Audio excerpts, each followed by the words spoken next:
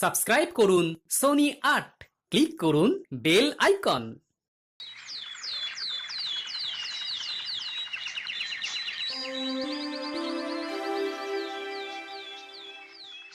আজ সকাল সকাল সবাইকে এত আনন্দিত দেখাচ্ছে, কি ব্যাপার? মহারাজ, পৌষ পার্বণ তো সামনেই, সেই আনন্দেই আমাদের মুখে হাসি। আনন্দে সবাই পিঠে খাবো। ভিন্ন স্বাদের পিঠে খাওয়াতে হবে। হ্যাঁ, ভোলা ময়দার মিষ্টি খেয়ে মুখ একেবারে টোকে গেল। আমার বিয়ের সময় মিষ্টি তোমরা খেয়েছিলে? মনে আছে? পৌষ মাসে বিয়ে করেছিলাম, তাই মিষ্টির সাথে সাথে অনেক রকম পিঠেও খেয়েছিলাম। হ্যাঁ মহারাজ, খেয়েছিলাম বটে, কিন্তু অনেক পিঠের নামই তো জানি না। জানবে কি করে? সে তো বিশেষ পিঠে, শুধু রাজ পরিবারের অনুষ্ঠানেই সেসব তৈরি হয়। তাহলে কি কি পিঠে খাবো আমরা? ক্ষীরকুলি, গোকুল পিঠে, মালাই পিঠে, এইসব রাজকীয় পিঠে। কিন্তু কোন হালুই করে এসব বানাবে? কৃষ্ণনগরের কারো সাধ্য নেই এসব বানানোর। কেন? মহারাজের বিয়ের সময় যে বানিয়েছিল সেই বানাবে। কিন্তু সেই হালুই কর আজ আর আমাদের মধ্যে নেই। হ্যাঁ, তিনি তো প্রায় বছর ৫ আগে পৃথিবীর মায়া ত্যাগ করেছেন। একটা উপায় আছে, সেই হালুই করের মৃত্যুর আগে সব মিষ্টি বানানোর উপায় একটা খাতায় লিখে দিয়ে গেছে। তাহলে সেই খাতা কোথায় আছে মহারাজ?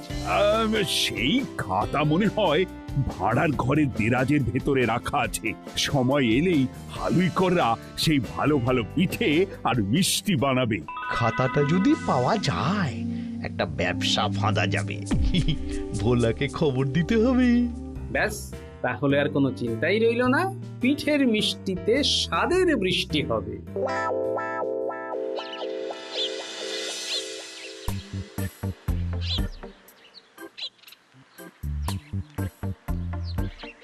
কি হে ভোলা, খবর কি? আরে মন্ত্রী মশাই, পেন নাম নেবেন, পেন নাম। কৃষ্ণনগরের বিখ্যাত ভোলা ময়দার দোকানে মাছিও বসছে না। তোমার দোকানের মিষ্টি আর কারো মুখে রুচ্ছে না, আর স্বয়ং রাজপ্রাসাদের সভাসদরা এই কথা ছড়াচ্ছে, বুঝেছ? কি বলছেন কি? আর মহারাজ কিছু বলছেন না? তিনি কিছু বলেনি বা কখন? তিনি এখন রাজকীয় পিঠে বানিয়ে খাওয়াচ্ছেন। ক্ষীরপুলি, গোকুল পিঠে, মালাই পিঠে।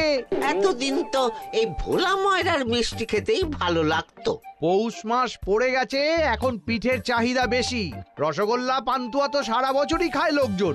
যাই হোক, রাজসভায় শুনলাম এখন কোনো এক বিখ্যাত হালুই করের উপায়ে এই সব পিঠে তৈরি হবে।